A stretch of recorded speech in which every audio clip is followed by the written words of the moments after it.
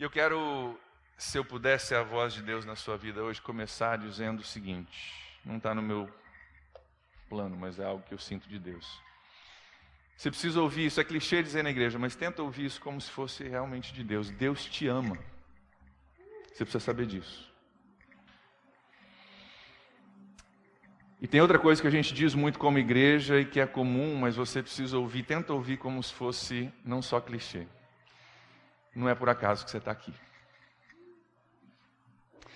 Deus te trouxe aqui nessa noite e creio que vai te trazer de volta, para que através dessa jornada e dessa montanha-russa a gente possa sair do outro lado disso dizendo, cara,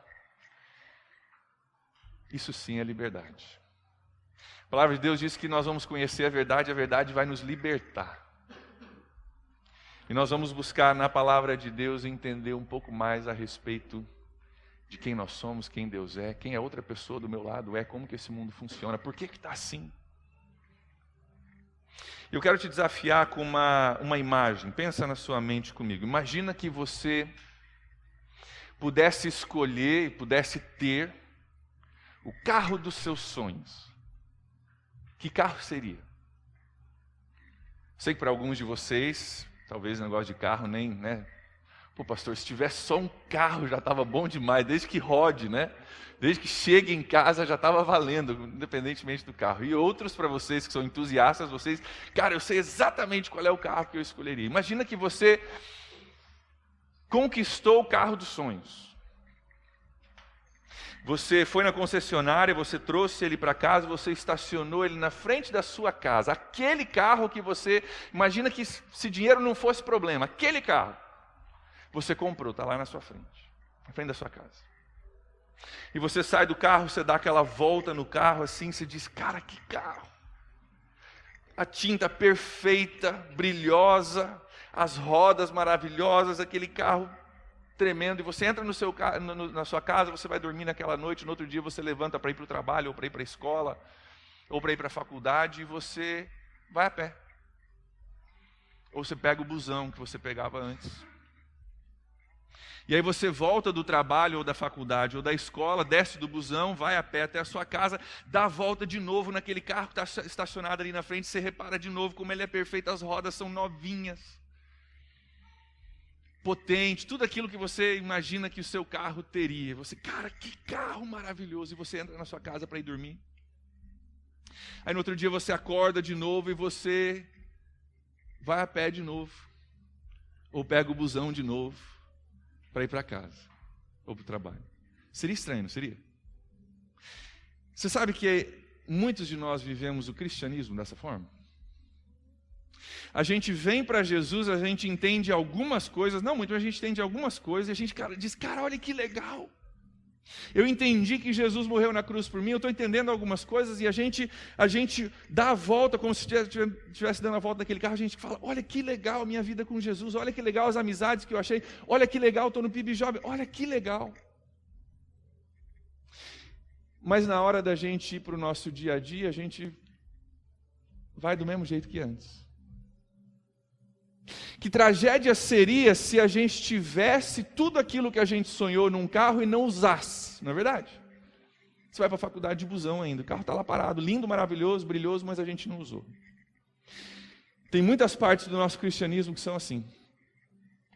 Nós temos algumas coisas, são maravilhosas, são melhores do que a gente podia imaginar, mas a gente vai no nosso dia a dia, a gente vive como se não tivéssemos aquelas coisas. E a mesma forma que isso seria uma tragédia com o seu carro, é uma tragédia para nós, eu e você. Nós vivemos muito menos do que aquilo que Deus tem para a gente. Deus nos dá tudo que a gente pode imaginar e melhor, e a gente nunca usa. Muito disso é porque a gente nem sabe o que tem. Nem sabe.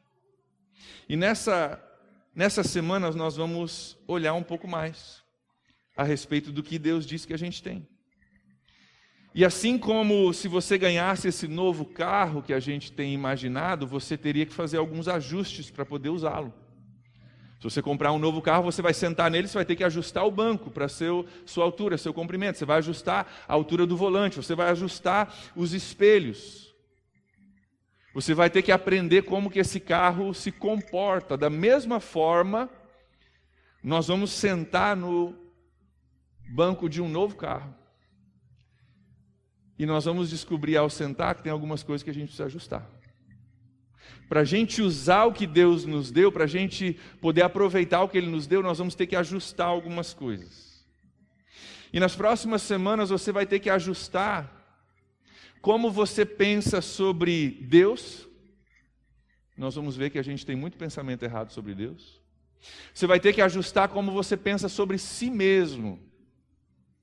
E nós vamos descobrir que a gente está acreditando um monte de mentira e tem um monte de verdade que a gente não acredita. Você vai ter que ajustar como você pensa a respeito do mundo, como o mundo funciona, o que é real, o que é verdadeiro. E tem um monte de coisa que a gente pensa que é verdadeiro, nós vamos descobrir que não é, e tem um monte de coisa que você pensa que não é, você vai descobrir que é. E você vai ter que aprender a pensar de uma forma diferente a respeito das outras pessoas ao seu redor. Primeira adaptação que nós vamos ter que fazer é pensar sobre nós mesmos. Eu quero fazer uma pergunta para você hoje. Quem é você, hein? Para a gente começar a pensar sobre nós mesmos e ajustarmos o nosso pensamento. Quem é você? Quem é você? Se você fosse me perguntar, eu poderia dizer, eu sou pastor. Mas pastor não é quem eu sou, pastor é o que eu faço. Certo? Nem sempre fui pastor. Eu sou André. André é meu nome, não é quem eu sou, é meu nome. Que, aliás, eu não escolhi. Eu poderia dizer, eu sou um homem. Mas homem é o meu sexo masculino, não é quem eu sou. Parte do que eu sou, mas não é quem eu sou. Poderia dizer, eu sou um cara bonitão, isso é só a minha aparência, não é quem eu sou, é fazer o quê? Mas você já percebeu que quando a gente tenta definir quem nós somos, muitas vezes nós usamos uma coisa externa a nós mesmos? Sou engenheiro, sou estudante, sou pastor, sou filho de pastor, sou homem, sou mulher, sou jovem, sou adulto. E nós respondemos a pergunta falando sobre um monte de coisas externas e a resposta a essa pergunta, a sua resposta a essa pergunta vai depender muito de que voz você vai escolher ouvir. Deus tem uma opinião sobre quem você é. Teus pais também têm uma opinião, teus colegas de trabalho também têm uma opinião. Satanás, que nós vamos ver que é um ser verdadeiro e inimigo de Deus, inimigo da sua vida, também tem uma opinião. E dependendo da voz que você for ouvir, você vai responder de forma diferente. E essa ideia de várias vozes tentando definir quem nós somos não é uma coisa nova, é uma coisa antiga. Nós vamos ver um pouquinho disso hoje à noite. Lá em Gênesis capítulo 1, vai aparecer aqui no telão, versículos 26 e 27,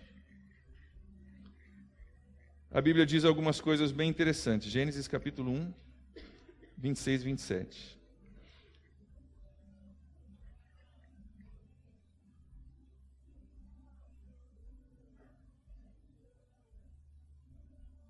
Então disse Deus, façamos o homem à nossa imagem, conforme a nossa semelhança.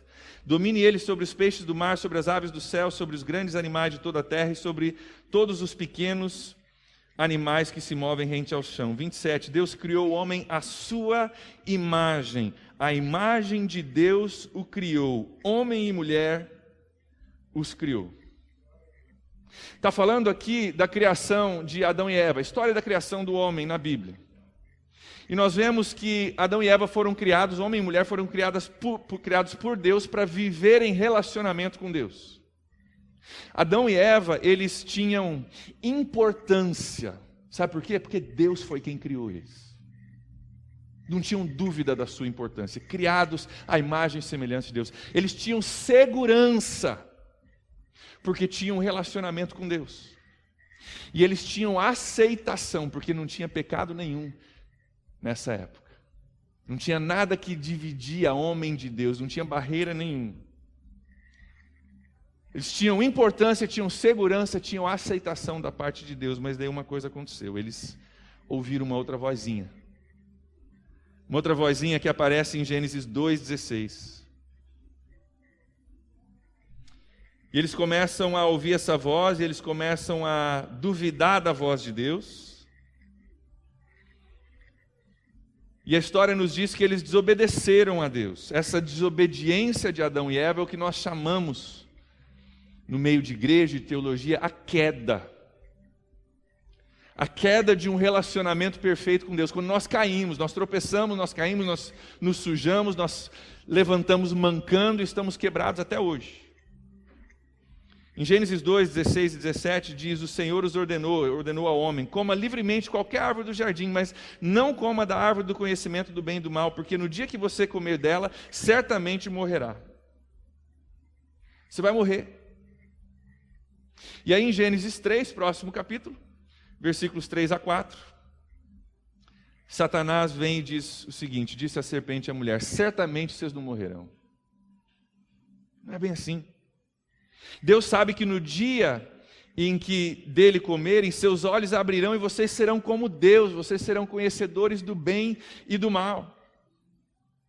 E vocês sabem o resto da história. Satanás vem com uma opinião contrária, com uma outra verdade, ilude Adão e Eva e eles ouvem a voz errada e eles morrem.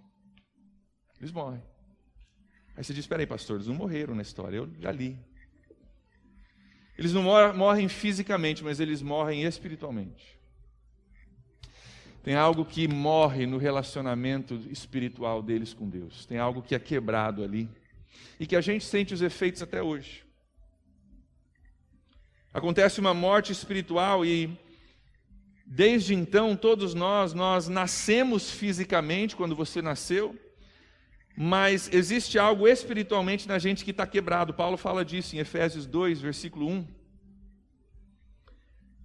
Ele diz: vocês, antes de conhecerem a Cristo, estavam mortos nas suas transgressões e pecados, nos quais vocês costumavam viver, quando seguiam a presente ordem deste mundo, o príncipe do poder do ar, o espírito que agora está atuando nos que vivem na desobediência. Está dizendo, cara, tem uma realidade espiritual que reina através do pecado, e a gente está vivo fisicamente, mas nós estamos mortos nos nossos pecados. Tem uma morte que se instalou lá na queda, que ainda afeta a gente hoje. O primeiro resultado dessa queda lá em Gênesis é uma morte espiritual. A gente nasce já quebrado, com algo faltando, algo que se liga com Deus que a gente não consegue essa ligação. A segunda consequência dessa queda é uma mente obscurecida. Nós temos uma mente obscurecida. Em Efésios 4, versículo 18, a Bíblia fala disso. Eles estão obscurecidos no entendimento e separados da vida de Deus por causa da ignorância em que estão, devido ao endurecimento do seu coração. Estão obscurecidos, não conseguem enxergar. Tem realidades que são verdadeiras, mas os olhos não conseguem entender, perceber, enxergar, porque tem algo quebrado em mim e em você por causa dessa queda. Talvez você já experimentou isso, você talvez alguns anos atrás vinha para a igreja e você falava: esse povo é tudo doido, cantando, lendo a Bíblia, falando das coisas de Deus, alguns erguendo as mãos, outros chorando, falando de Jesus, Jesus mudou minha vida. Vocês são tudo louco. E aí um dia Deus falou no teu coração e Deus começou a mudar, e você sentiu um negócio esquisito, você não sabia o que era, e tinha algo nascendo novo dentro de você, Jesus estava transformando, nova vida brotando, e você chegou a entender que Jesus te ama, que Ele um dia morreu na cruz por você, e você começou a entender como que é caminhar com Jesus, você entregou sua vida para Jesus, e agora você diz: cara, eu achava todo mundo doido, e agora eu sou doido igual eles. Eu li a minha Bíblia e não entendia nada, eu não entendia como que o pessoal podia falar: olha que legal que Deus falou comigo na Bíblia hoje. Eu não entendia isso, e hoje eu leio a Bíblia e parece que as palavras saltam da página para mim. O que aconteceu? O que mudou? Essa mente obscurecida está sendo desobscurecida pelo Espírito Santo de Deus. Você era resultado de uma mente obscurecida, você não entendia, não fechava. Você vinha aqui, cantava, a pessoa sentia, você falava: cara, eu quero sentir também, a pessoa do meu lado está sentindo, do outro lado está sentindo, e eu estou aqui. Mente obscurecida. E se você já experimentou Jesus, você entende que isso cai. E você começa a entender um monte de coisas, porque a sua mente já não está mais obscurecida. A terceira consequência da queda é que nós tivemos uma disfunção emocional que nos atingiu. Disfunção emocional. Adão e Eva se sentiram culpados, se sentiram com medo, se sentiram ansiosos, envergonhados, se sentiram sem poder e se sentiram rejeitados. Por causa da entrada desse negócio chamado pecado, porque o mundo quebrou naquele momento. E essa realidade da queda, ela, lá no começo da história, ela desencadeou uma corrente que nos afeta ainda hoje. E eu e você, nós somos quebrados até certo ponto por causa disso. A primeira emoção que é expressada na Bíblia é expressada lá em Gênesis capítulo 3, versículo 10, onde Adão e Eva dizem que eles estão com medo. Deus nunca os criou para terem medo, o relacionamento era perfeito, aceitos, seguros, importantes, e agora entrou alguma coisa, quebrou o relacionamento entre Deus e homem, a forma do homem se entender, e agora eles sentem medo. E hoje, até hoje, uma das maiores doenças que existe no nosso mundo, doença mental, é medo e ansiedade. Medo e ansiedade. Semana retrasada eu ouvi de uma criança muito nova, sofrendo de ansiedade. Criança, não é jovem, não é adolescente, criança. Síndrome do pânico. O mundo está quebrado. E desde essa queda, eu e você somos resultado disso. Por favor, pegue isso. Se você não lembrar mais nada de hoje à noite, pegue isso. Desde essa queda, porque nós estamos espiritualmente mortos, porque nossa mente foi obscurecida, porque as nossas emoções estão quebradas. Eu e você, desde essa queda, nós buscamos aquela importância, aquela segurança, e aquilo que tinha lá no Jardim do Éden, aquilo que Deus intencionou para nós, nós buscamos isso hoje em um monte de coisas. E muitos de vocês sabem exatamente o que é isso. Nós buscamos essas coisas nos lugares errados. E alguns sabem, você busca em dinheiro, você busca no álcool, você busca numa pessoa, você busca no poder, você busca, às vezes, na beleza. Se eu for bela ou belo o suficiente, vão me aceitar, eu vou ser importante. Se eu tiver dinheiro suficiente, vão me aceitar, eu vou ser importante, eu vou ter segurança. Se eu fizer bem o meu trabalho, for reconhecido no meu ofício, as pessoas vão me aceitar, eu vou ter segurança. E a gente está quebrado buscando preencher esse vazio em tudo quanto é lugar. Se eu tiver o namorado certo, a namorada certa, se eu não encontrar em nada disso, talvez eu perco a minha esperança e eu me entrego para bebida, para drogas, buscando segurança, buscando aceitação. E o único lugar onde nós podemos encontrar segurança, aceitação, e aquilo que o nosso coração deseja, é através de uma restauração do nosso relacionamento com Deus. A única forma de preencher esse vazio é através de uma restauração do meu relacionamento, do seu relacionamento com Deus, que só pode acontecer através de Jesus. E é por isso que Deus enviou Jesus, para que nós pudéssemos ter perdão dos nossos pecados, para que uma restauração pudesse começar a acontecer, e para que nós pudéssemos viver plenamente. Vou ler 2 versículos para vocês. João 10:10, você não precisa ler comigo.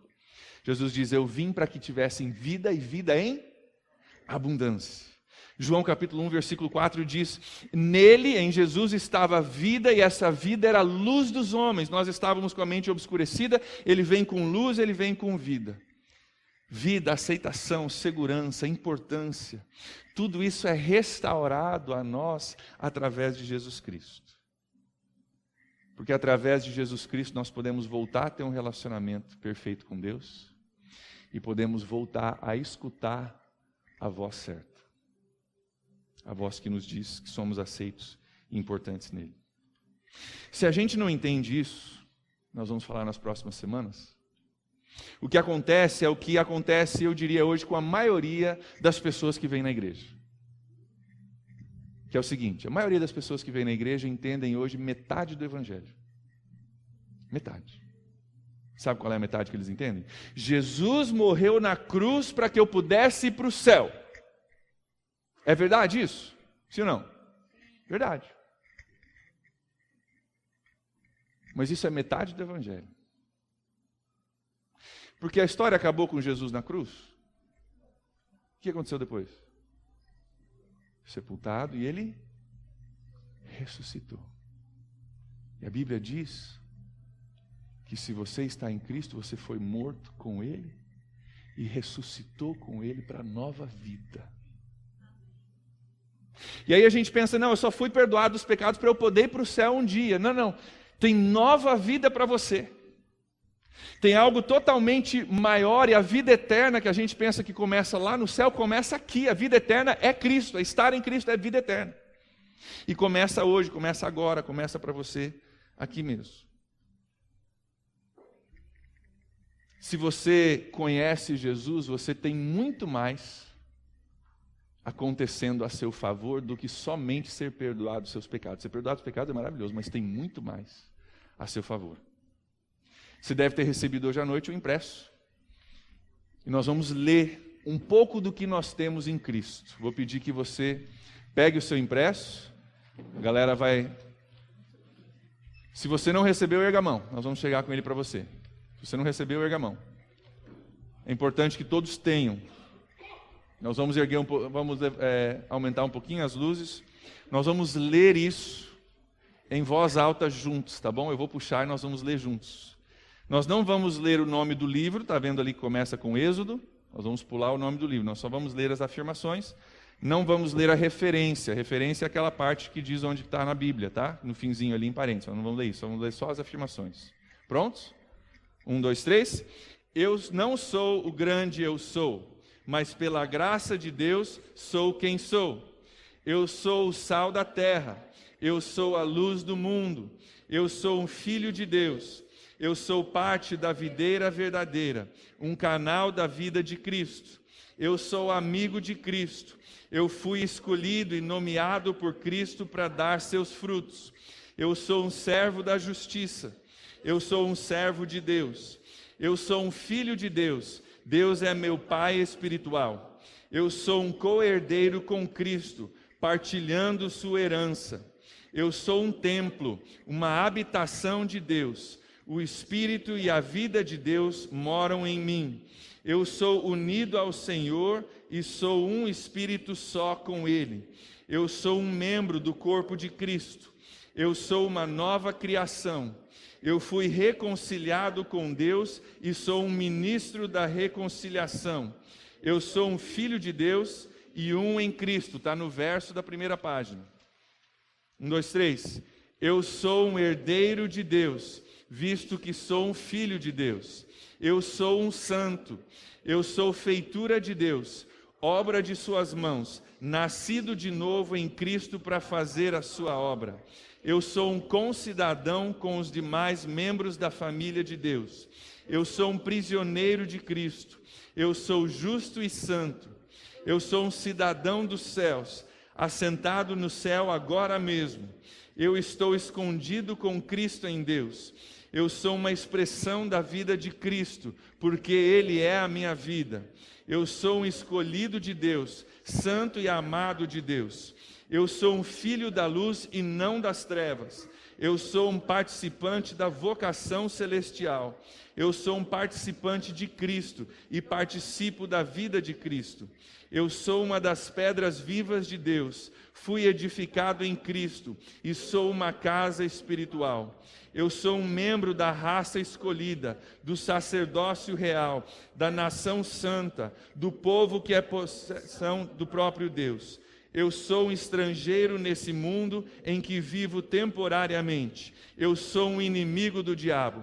Eu sou um filho de Deus e me parecerei com Cristo quando Ele voltar. Página 3. Eu sou nascido de Deus e o maligno, o diabo, não pode tocar-me. Visto que estou em Cristo, pela graça de Deus, eu fui justificado, totalmente perdoado e feito justo. Eu morri com Cristo e morri para o poder do pecado, que não mais exerce autoridade sobre a minha vida. Eu estou livre da condenação eternamente. Eu fui colocado em Cristo pela mão de Deus. Eu recebi o Espírito de Deus em minha vida para que eu possa conhecer as coisas que graciosamente me foram dadas por Deus. Eu recebi a mente de Cristo. Eu fui comprado por um preço. Eu não me pertenço, eu pertenço a Deus. Eu fui estabelecido, ungido e selado por Deus em Cristo. E eu recebi o Espírito Santo como sinal que garante a minha herança vindoura. Visto que eu morri, já não vivo mais para mim mesmo, mas para Cristo. Eu fui feito justo, eu fui criado com Cristo e não vivo mais, mas Cristo vive em mim. A vida que estou vivendo agora é a vida de Cristo. Eu fui abençoado com todas as bênçãos espirituais. Eu fui escolhido em Cristo antes da fundação do mundo para ser santo. Eu não tenho culpa diante do Senhor. Eu fui predestinado, predeterminado por Deus, para ser adotado como filho de Deus. Eu fui redimido e perdoado, e recebo a graça abundante do Senhor. Eu fui feito vivo, justo... Vamos de novo, 1, 2, 3. Eu fui feito vivo junto com Cristo. Eu ressuscitei e me assentei com Cristo no céu. Eu tenho acesso direto a Deus mediante o Espírito. Eu posso aproximar-me de Deus com ousadia, liberdade e confiança. Eu fui liberto do domínio de Satanás e transferido para o reino de Cristo. Eu fui redimido e perdoado de todos os meus pecados. Meu débito foi cancelado. O Senhor Jesus Cristo vive em mim. Eu estou firmemente enraizado em Cristo e nele estou sendo edificado. Eu fui feito completo em Cristo. Eu fui sepultado, e agora vivo com Cristo. Eu morri com Cristo e ressurgi com Cristo. Minha vida está escondida com Cristo, em Deus. Agora Cristo é a minha vida. Eu recebi um espírito de poder, de amor, de autodisciplina. Eu fui salvo e separado, de acordo com a vontade de Deus. Visto que estou santificado e feito um com quem me santificou, o Senhor não se envergonha de chamar-me seu irmão. Eu tenho o direito de chegar-me ousadamente diante do trono de Deus, a fim de receber misericórdia e encontrar graça que me ajude em tempos de necessidade. Eu recebi promessas preciosas e magníficas da parte de Deus, mediante as quais eu me tornei participante da natureza divina do próprio Senhor. Verdade ou mentira?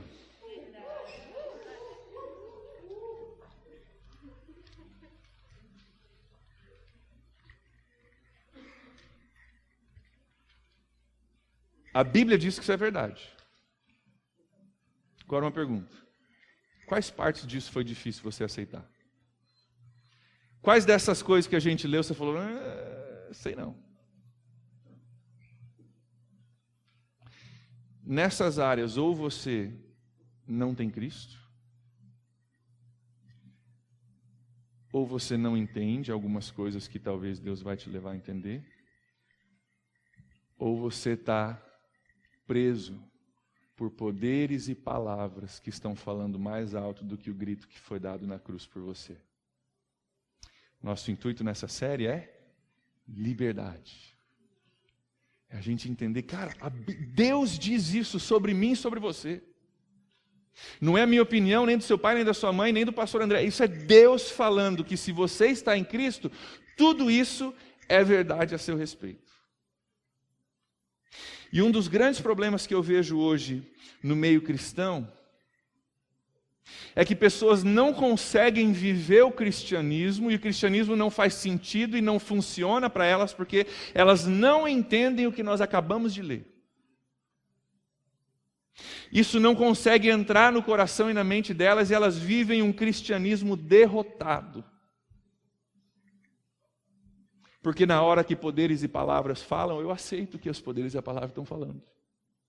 Na hora que o diabo vem com uma acusação, com uma tentação, eu esqueço que eu não sou mais servo dele. Que ele não tem mais poder sobre mim, eu vou lá e me entrego como se fosse servo dele. E Jesus quer para mim e para você liberdade. Ele quer que a gente entenda isso, não só aqui dizer, que legal, amém, eu creio. Não, aqui, cara, eu creio, eu entendo, isso é verdade. O grito que foi dado na cruz é maior do que qualquer outro poder e palavra. Isso é verdade a meu respeito. Isso começa a transformar a forma de eu e você vivermos. Pastor, como pode ser verdade isso? Espera aí, isso aí é pensamento positivo? Não. Isso é verdade. Eu quero explicar para você mais ou menos como que isso é possível. Porque eu e você não estamos vivendo isso perfeitamente, certo? Nunca vamos viver até que estejamos em Cristo. É verdade a nosso respeito. E a nossa luta é para tentar viver isso. Mas como pode ser possível que eu sou santo? Que o inimigo não tem mais autoridade e poder sobre a minha vida? Como que isso funciona? Eu quero ilustrar para vocês. Isso aqui representa o que acontece numa corte. Quando há um processo a nosso respeito, quando há alguma coisa legalmente que nós quebramos. O Ale está aqui representando Deus. Representa bem, né? E o Joãozinho é o réu.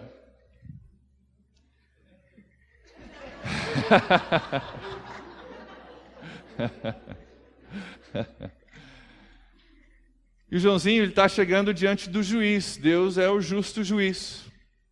Nos ama, mas é justo. E tem leis. E a realidade que a Bíblia nos diz é que todos nós quebramos as leis de Deus. Todos nós.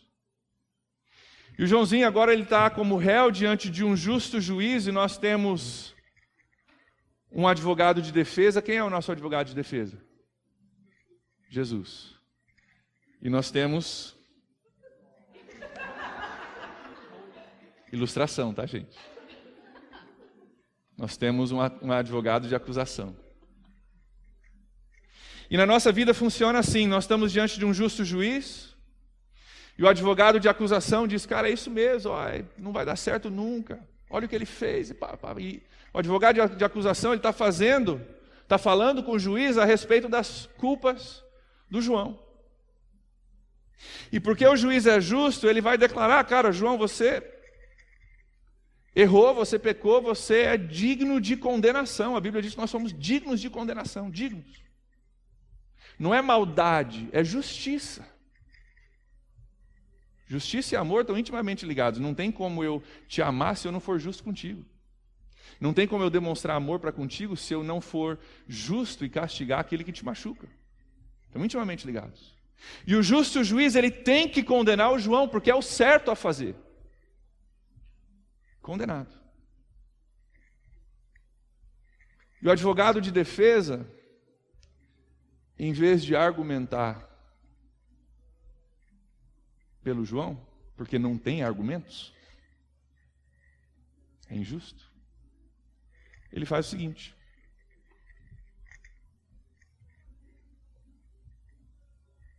tchau, João, pode voltar.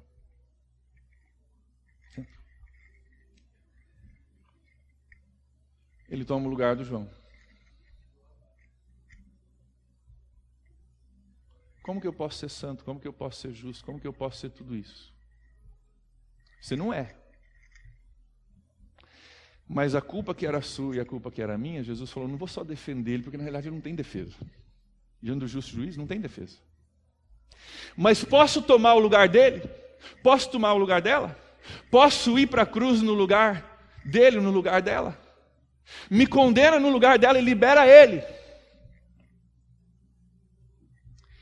E porque Deus amou ao mundo de tal maneira que deu seu Filho, para que todo aquele que nele crê não pereça, a palavra pereça no grego é destruído, não seja destruído, ele permite que Jesus tome o lugar. Jesus morre a nossa morte e nos dá a sua vida. Ele diz, não é seu merecimento, não é por seu feitio, mas porque ele foi condenado, você foi declarado justo e foi solto. Porque ele levou a culpa, você saiu para viver a sua vida. Vai viver, você é livre. Você foi solto, você não deve mais nada. Não tem mais culpa no cartório, eu vou receber para você, eu vou lá para a cadeia, eu vou pagar por você. Não existe mais nenhuma condenação para aqueles que estão em Cristo Jesus, a Bíblia diz.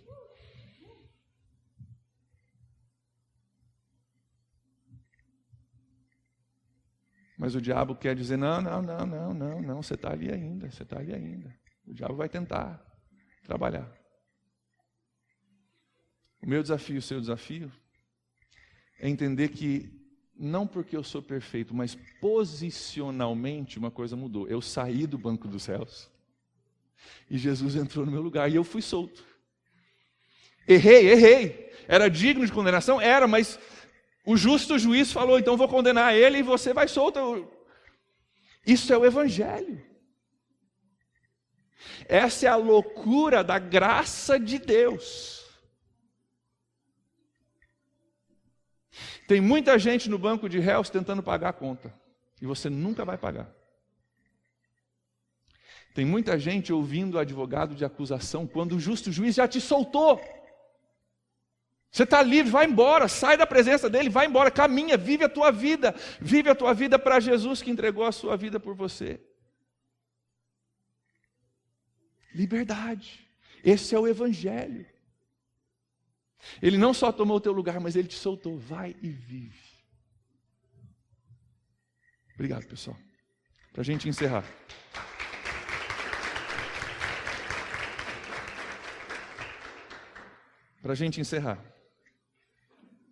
Por que isso é importante? Porque se você é réu, você vive como réu, vive como condenado, vive como culpado. Mas se você foi justificado, você começa a viver como justo. E essa é aquela transformação da nossa mente que tem que acontecer, que Paulo fala lá em Romanos capítulo 12. Transformação da nossa mente. Porque se você é declarado santo, que é o que a Bíblia diz, então viva como santo, para de viver como réu. Se você é livre em Cristo Jesus, para de ouvir o advogado de acusação que quer ter controle sobre a tua vida. Se você acreditar que ele tem controle, ele vai ter controle. Mas se você começar a acreditar o que a Bíblia diz, o que a gente acabou de ler,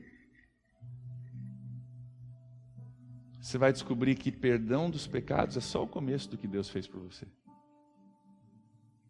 Que céu, cara, maravilhoso. Mas é só o começo. Que você tem muito mais a seu favor do que somente isso. Pastor, você não sabe o que as pessoas fizeram comigo, pastor. Fácil você dizer, porque você não sabe a minha história. Sabe que é a parte maravilhosa do Evangelho? A tua história, o que fizeram contigo, não muda quem você é em Cristo. E se você não está em Cristo ainda, não muda quem você pode ser em Cristo. Mas pastor, você não é que fizeram contra mim. Eu fiz, pastor. Você não sabe o que eu fiz. Não muda quem você é ou quem você pode ser em Cristo. Ah, pastor, mas e o pecado que eu vou pecar amanhã, semana que vem, mês que vem, pastor, e aí? A Bíblia diz que quando nós ainda éramos pecadores, Ele morreu por nós. Ele não espera você ficar todo limpinho. Ele começa a nos limpar através da palavra, através do entendimento. Ele vai pegando a nossa vida, Ele vai trabalhando com a gente, Ele vai mudando a nossa forma de pensar, vai fazendo você entender que você não é mais réu, que você agora é livre, e você começa a entender, cara, liberdade, eu posso sair, eu posso caminhar, eu posso viver, não preciso mais ouvir a testemunha de acusação, não tenho mais nada contra mim, não tenho culpa no cartório, e você começa a se soltar e você começa a ter liberdade. Pastor, quer dizer então que eu posso viver do jeito que eu quero então, porque eu não sou mais réu, é isso? Posso pecar à vontade. Quando a gente entende o que eu ilustrei ali para vocês com as cadeiras, a gente nunca mais abusa da graça de Deus. Quando você entende de verdade o que é a graça de Deus, você nunca abusa dessa graça. A graça não é barata. Ah, então está valendo, então Deus perdoa, Deus me ama, vou lá viver minha vida e depois eu peço perdão. Você foi condenado justamente. E porque Cristo te amou e Cristo me amou, Ele tomou o nosso lugar, nos libertou, Ele pagou o preço para a gente lá na cruz. Disso não se abusa. E quando a gente entende isso, isso começa a transformar a nossa forma de nos enxergar, de enxergar a Deus, de enxergar o mundo ao nosso redor. Aquilo que a gente falou no começo, vai ter que pensar diferentemente sobre si mesmo, sobre Deus, sobre o mundo, começa a mudar a nossa cabeça. O que disso que a gente falou é difícil para você acreditar, hein? Porque onde foi difícil para você acreditar, muito provavelmente, você está preso. Naquele texto que a gente leu, onde você enroscou, você falou, provavelmente ali tem um poder ou uma palavra falando mais alto do que o grito que foi dado na cruz por você. E Deus quer te libertar. Feche seus olhos comigo.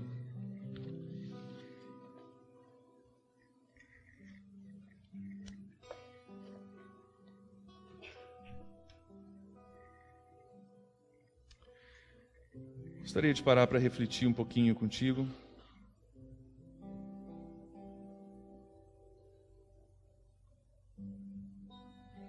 Gálatas 5:1 diz, foi para a liberdade que Cristo nos libertou. Portanto, permaneçam firmes e não se deixem submeter novamente a um jugo de escravidão.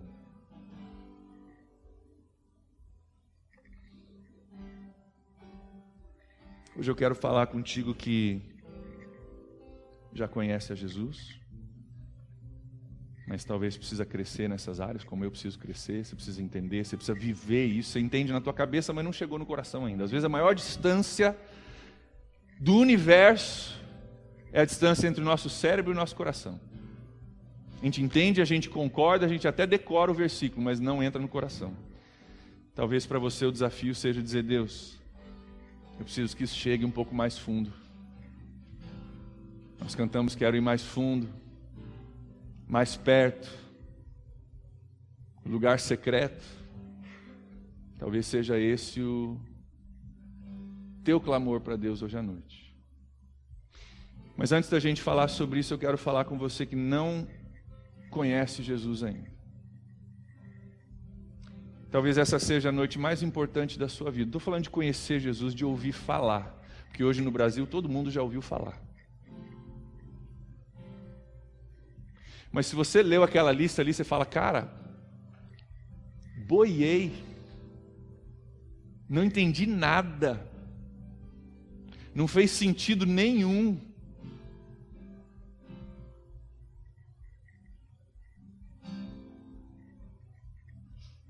Provavelmente você não entregou a tua vida para Jesus ainda. Uma coisa é vir na igreja, outra coisa é entregar a tua vida para Jesus. Você pode vir na igreja a vida toda e ainda estar no banco de réus.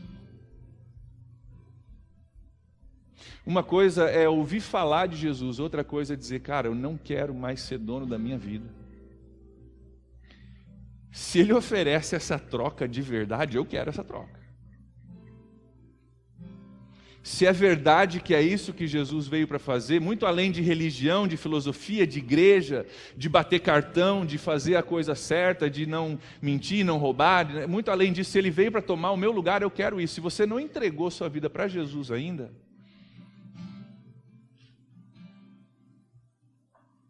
não tem nem como a gente continuar.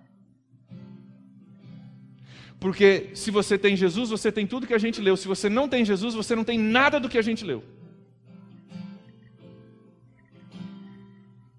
E talvez a sua mente está obscurecida, seu espírito está morto e as suas emoções estão uma bagunça. Jesus, quando Ele entra na nossa vida, Ele traz paz. Ele começa a ordenar tudo que está desordenado, Ele começa a colocar no lugar tudo que está fora do lugar. Ele começa a fazer a gente entender algumas coisas, Ele começa a fazer a gente entender que nele nós temos uma palavra que fala mais alto do que qualquer outra palavra que já foi dita contra nós. E a vida parece que começa a se encaixar, parece que brota algo novo dentro da gente. Se você nunca entregou a sua vida para Jesus, você nunca tomou uma decisão, hoje eu quero te convidar a fazer isso. Vir na igreja não te salva. Ler esses versículos não quer dizer que eles são verdadeiros ao seu respeito. Eles se tornam verdadeiros ao seu respeito quando você decide, e você precisa decidir, eu quero Jesus. Eu não posso escolher por você, a pessoa que está do seu lado não pode escolher por você, seu namorado não pode escolher por você, seu pai não pode escolher por você. A pessoa que te convidou não pode escolher por você.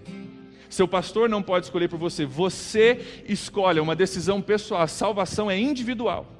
E se você nunca disse, eu quero Jesus, hoje eu te convido a dizer isso. Não para mim, mas para Ele. E a forma de você fazer isso hoje, eu vou pedir que você, onde você está, se você quer fazer isso, fique em pé onde você está.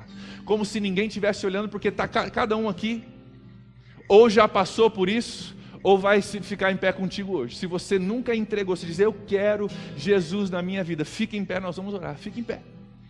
Fique em pé. Fique em pé. Eu sei que tem gente, fique em pé. Amém. Amém. Vamos lá, quem mais? É uma decisão que você tem que tomar. Você tem que tomar. Só você pode tomar. E mais do que qualquer outra pessoa que venha te ver ficar em pé, o importante é que Jesus te vê. E você está simbolizando Jesus, eu quero, se é verdade, me liberta, me solta. Se o Senhor pode tomar também o meu pecado, a minha cruz, o meu lugar, então, se o Senhor for condenado por mim, então eu quero receber a liberdade. E eu quero começar a aprender a caminhar nessa realidade. Fique em pé. Enquanto você está em pé, com os olhos fechados, eu preciso falar uma coisa para você. O que Jesus te oferece é uma troca, não é uma adição. Não é que você vive a sua vida e Jesus agora vem para te ajudar. Não, você entrega a sua vida e Ele dá a dele para você. É uma troca. Se você não está disposto ou disposta a abrir mão da sua vida, você não recebe a dele. Jesus não é um adendo à nossa vida. Não é uma coisinha que a gente bota no bolso, Ele é dono. Você entrega a sua, aí você recebe a dele. Se você tentar segurar a tua, você não recebe. Jesus falou, aquele que tentar ganhar a sua vida, perderá. Mas aquele que perder a sua vida, aquele que entregar, ganhará. Então se você de verdade quer entregar a sua vida para Jesus hoje, se você não ficou em pé ainda, fique em pé que nós vamos orar. Se você está aqui, você está relutando no teu coração, você está sentado, você está brigando consigo mesmo, fique em pé. Que hoje pode ser a melhor noite da sua vida. Hoje pode ser um marco, um divisor de águas. Hoje pode ser o começo de uma nova vida em Cristo Jesus. Hoje pode ser o dia que você diz para o acusador, não mais. Nem poderes e nem palavras, porque foi dado um grito lá na cruz e hoje eu entendi. E hoje a sua acusação acabou, porque hoje eu ouço uma nova voz, hoje eu tenho um novo mestre, hoje eu tenho um novo Senhor,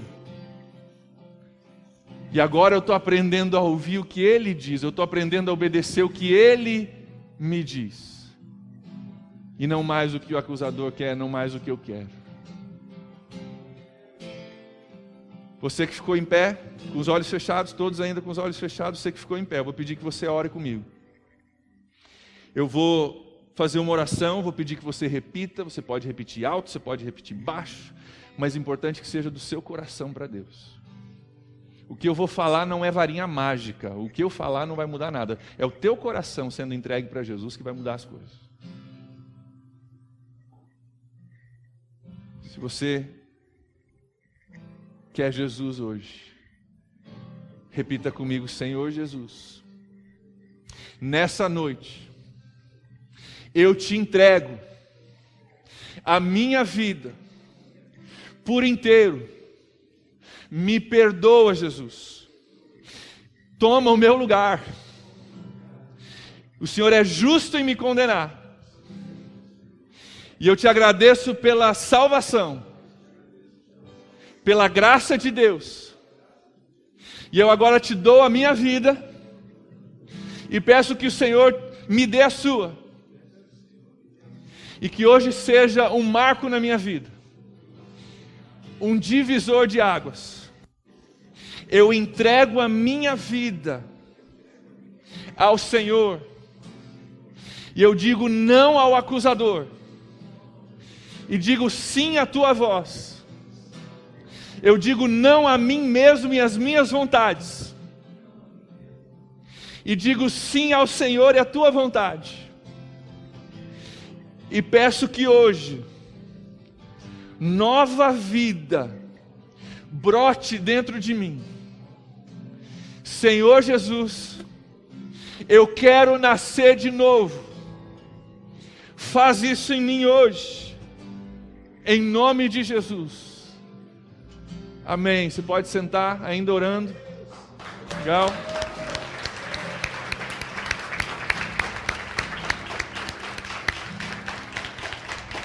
Ainda orando. Para o restante de nós. Todos nós temos áreas que a gente conversou hoje, onde a gente precisa crescer. Todos nós temos coisas que a gente entende com a cabeça e não com o coração. Todos nós temos áreas onde nós somos presos. Jesus vem para nos libertar. Essa série é sobre liberdade. Você que já conhece Jesus, vamos falar com Ele? Vamos orar? Senhor Jesus, nós oramos que para cada um de nós que já te conhece, que já tomou essa decisão de entregar, como muitos tomaram hoje. Deus, nas áreas que nós estamos presos e a gente às vezes nem sabe, mas o Senhor sabe. Nos liberta, Deus. Nos liberta. Deus, onde as vozes do mundo, do acusador, dos nossos pais, de alguém ao longo do caminho que nos machucou, estão falando mais alto do que a tua voz. Deus, nos liberta. Dá-nos olhos para enxergar, coração para entender, ouvidos para ouvir. E nós oramos que através dessa série nós possamos viver plenamente tudo que o Senhor tem para nós. Não só um cristianismo que diz, sou salvo, vou para o céu, mas um cristianismo que diz, eu sou nova criatura, já não sou mais eu quem vive, mas Cristo que vive em mim. Sou cheio de propósito, cheio de vida, não sou mais dominado pelo pecado, a palavra final na minha vida quem tem é Deus. Então Deus, para cada um de nós, faz isso hoje, nos leva a esse lugar. Peço que o Senhor exponha todas as vozes que competem com a tua voz. Eu gostaria que você que já conhece Jesus, você orasse simplesmente dizendo, Deus, mexe comigo nessa série. Mexe comigo, Deus. Mexe comigo. Você daria liberdade para Deus fazer isso? Lembra que é uma montanha russa, vai ter altos, vai ter baixos, vai ter momentos que você vai dizer, pastor, para que eu quero descer.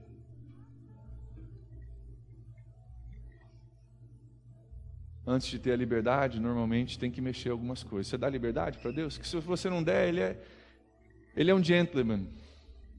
Ele bate na porta, você precisa abrir. Ele quer te libertar, mas se você manter a sua fachada e se você manter as muralhas ao redor da sua cidade fortificada que a gente constrói ao nosso redor, ele não vai conseguir chegar. Porque todos nós fomos machucados em algum momento, nós fomos construindo paredes, muralhas. E a gente vive a nossa vida escondido por trás de paredes e muralhas grossas e altas. Jesus vem para te libertar também dessas paredes. Você não precisa se esconder mais. Tem um Deus que te ama. Tem um Deus que te fez com propósito. Tem um Deus que diz que você é segura nele, que é importante nele. E essas muralhas que você mesmo construiu, Deus quer derrubar. E talvez essa obra seja tão importante quanto esses que ficaram em pé hoje para receber Jesus. Deus não quer que você viva escondido, Deus não quer que você viva atrás de muralhas, atrás de paredes, se protegendo de tudo e de todos. Deus quer que você seja seguro por dentro. Não é as coisas por fora que te trazem segurança, é algo dentro de você que ninguém pode tirar. É uma palavra de Deus que desfaz todas as outras palavras. E aí você pode viver sem muros, porque não tem nada que pode tirar de você aquilo que Deus te deu. E aí a segurança maior vem de dentro. E as pessoas podem falar e vão falar. Circunstâncias podem vir e vão vir, mas tem algo dentro de mim que me faz muito mais seguro do que qualquer muralha que eu já levantei. Se você está disposto, aí onde você está, fala com Deus. Fala, Deus, mexe comigo. Te dou liberdade, Deus. Te dou liberdade. Eu nem sei quais são as muralhas, Deus. Eu nem sei a espessura e a altura das paredes, mas o Senhor sabe. Deus, vem remover. Vai tijolo por tijolo, Deus, vai removendo, vai removendo, vai removendo, em nome de Jesus, vai tirando, Deus. Vai tirando tudo aquilo que a gente construiu, vai tirando tudo aquilo que nos rouba da liberdade de poder ir e vir, porque a gente vive encurralado, escondido atrás de uma muralha. Deus, em nome de Jesus, vai quebrando isso nas nossas vidas, em nome de Jesus. Se você topa, fala com Deus, fala, Deus, pode quebrar, pode mostrar, Deus, eu nem sei onde é que eu estou preso, pode mostrar e pode quebrar, Deus. Se você falar, Ele vai ouvir. Então Deus, faz isso em nós. Faz isso em nós. Destrói toda a obra do maligno e destrói toda a obra que nós mesmos levantamos. Tudo aquilo que nos prende, Deus. Quebra as nossas próprias muralhas. Remove um tijolo de cada vez. E ao fazer isso, Deus, dá-nos uma fortaleza interior, que é muito mais segura e poderosa do que qualquer coisa exterior. Dá-nos uma fortaleza em Cristo, que é inabalável. Nós oramos, em nome de Jesus.